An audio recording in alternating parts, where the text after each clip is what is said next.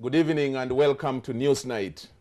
My name is Charles Odongtho and I'm here again featuring the old man of the clan, Andrew Mwenda. He's the managing director of The Independent. Andrew, you're most welcome today. Thank you. Andrew, this week, yesterday we looked at the integration. Today we come back home, closer to home. It turns out that MPs or Parliament has been asking the President to allow them increase their salary or their pay or whatever they call it, because I know that there are so many allowances they get as pay.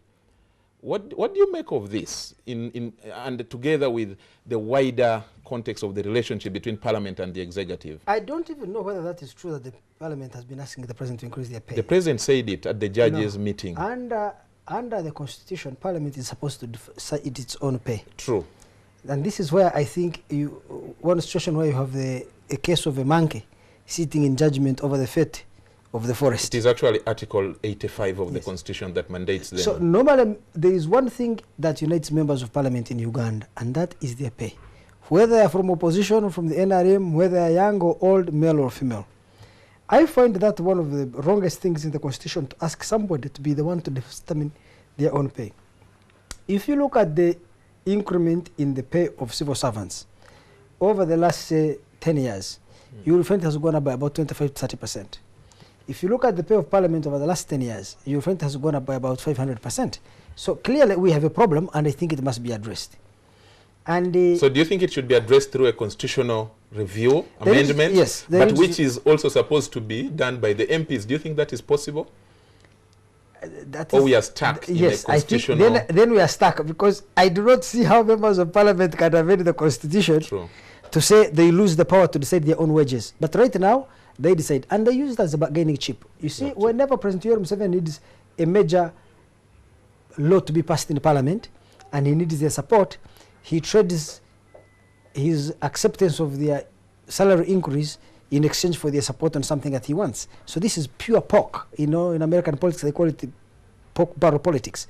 So they trade pork. Ordinarily called blackmail as well. Yes, and I personally find that a bit problematic. In 2011, when this Parliament was elected, the problem was that the civil servants and other fixed income earners were complaining that their wages had been eroded by inflation. Parliamentarians were among the people shouting loudest that people's salaries should be increased. But parliamentarians increased their salary not by the 30%, which was the inflation rate at that time, but they increased their own wages by close to 100%. And also gave themselves 103 million each for a vehicle. Now, I have some sympathy sometimes with members of Parliament, because remember that have you tried to run for Parliament? No. The day you run for Parliament and become an MP, people who have done it. If when you go to your constituency on Friday evening, Saturday morning, you'll find 40 of your constituents waiting for you. Some of them want fees for their children, others want medical attention, others want to bury a loved one. So many demands on the individual income of members of Parliament. And I have always felt that to resolve some of the issues, given the specific context of Uganda, we need to liberate individual members of Parliament from predation. You know, a predator? Yeah.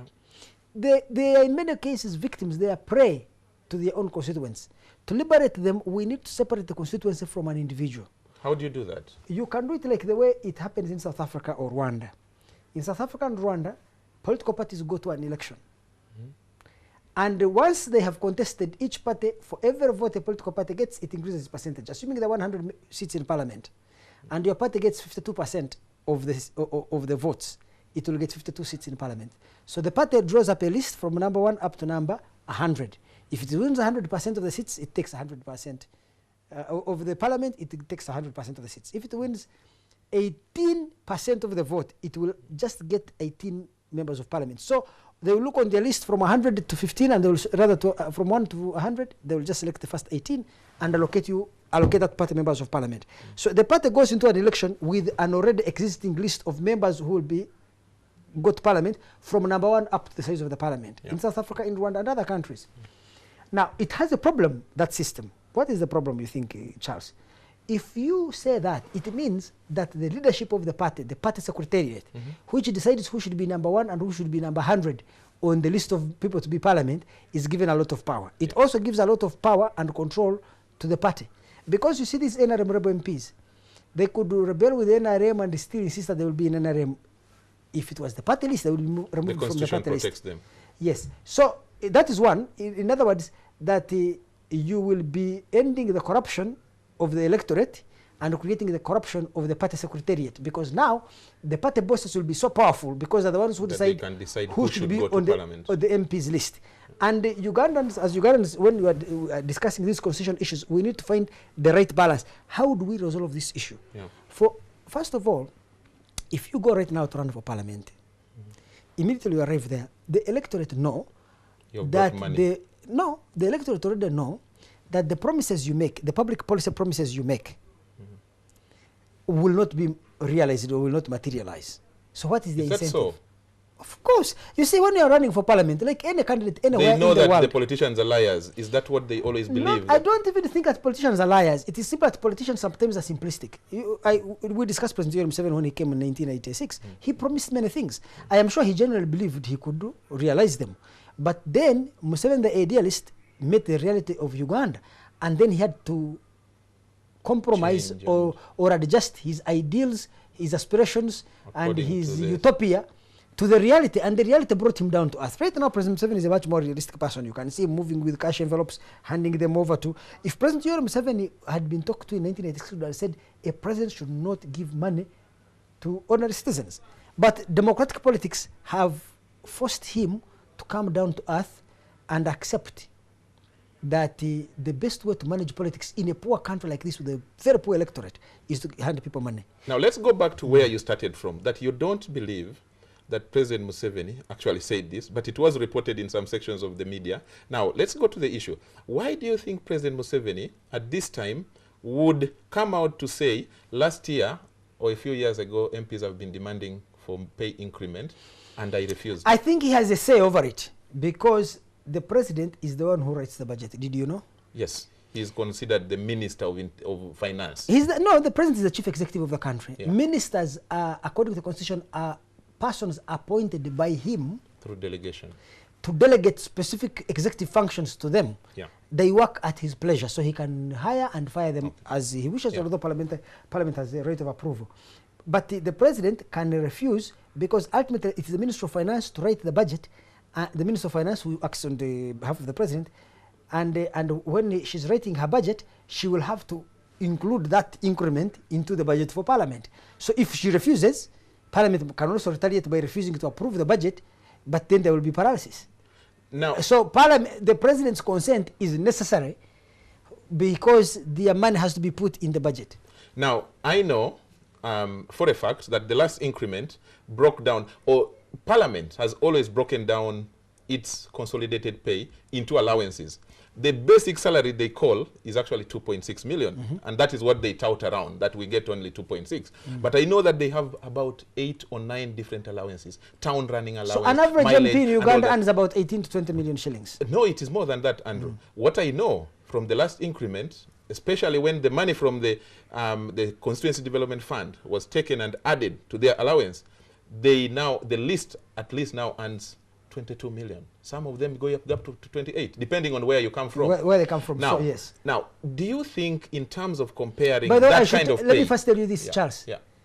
If they earn 28 million shillings, which is about $11,000, a member of parliament of France earns $7,600 per month. So, and France's GDP per capita is more than 20 times, is about $40,000. Uganda's GDP per capita is about $600. So you can imagine it's about how many times? About 40 times, rather, so many times. So how can a Ugandan MP earn more than a French MP? But I have already told you that I have a certain reserve sympathy for members of Parliament of Uganda because that 28 million I can promise you per month, it does not go to the MP's pocket. A significant share goes back to the constituents because for the MP to retain their position, unless you say I'm going to be a one-term member of Parliament, you run, you win, you earn your money, you refuse to share it with the electorate, don't go back to them. Remember, do you know the attrition rate of MPs in Uganda? In the last election, only only 33% of the members of the incumbent members of parliament were returned. 67 were kicked out.